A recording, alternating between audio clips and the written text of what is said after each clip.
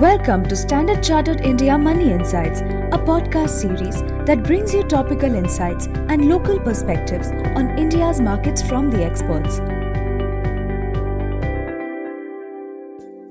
Hello everyone, my name is Ravi. Welcome to another edition of What is Driving the Markets, where we discuss key events and address key questions on investors' mind.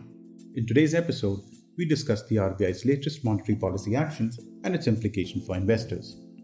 In a unanimous decision announced on Friday, the RBI's Monetary Policy Committee, or MPC, kicked off the policy easing cycle by reducing the repo rate by 25 basis points to 6.25% from 6.5% earlier. This was the first rate cut announced in almost 5 years. On the policy stance, the MPC continued with a neutral stance, focusing on aligning inflation with target while supporting growth.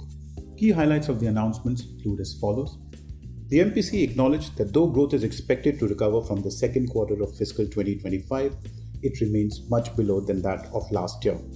These growth inflation dynamics open up policy space for the MPC to support growth while remaining focused on aligning inflation with the target.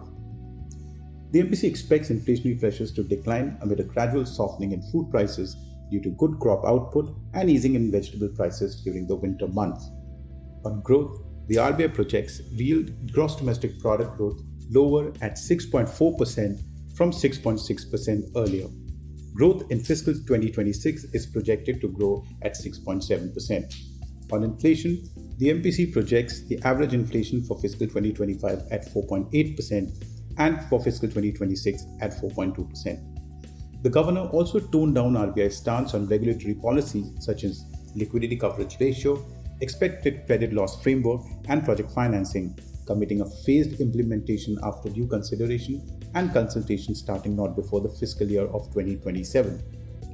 On the Indian rupee, the governor repeated the RBI's stance of smoothing excess volatility and not targeting any specific level for the INR.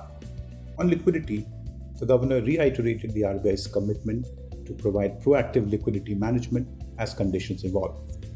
In our view, while the overall tone of the policy was dovish, the MPC's decision to retain the policy stance to neutral was a bit hawkish. Further, the absence of any explicit liquidity measures also disappointed investors, with bond yields rising across the curve. Taken together with the measures announced in the Union Budget last week, which included a sizable cut in income taxes for the middle class, we see the start of the policy rate cut cycle by the RBI as positive for India's macro fundamentals.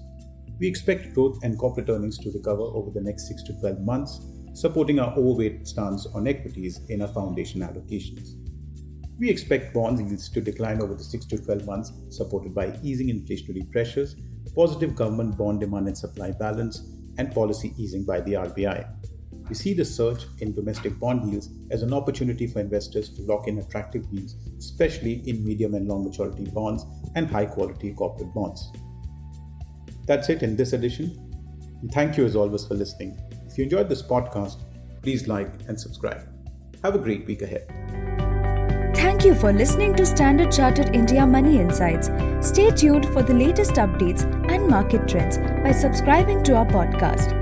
For more information, reach out to your Standard Chartered Relationship Manager or visit www.se.com/in.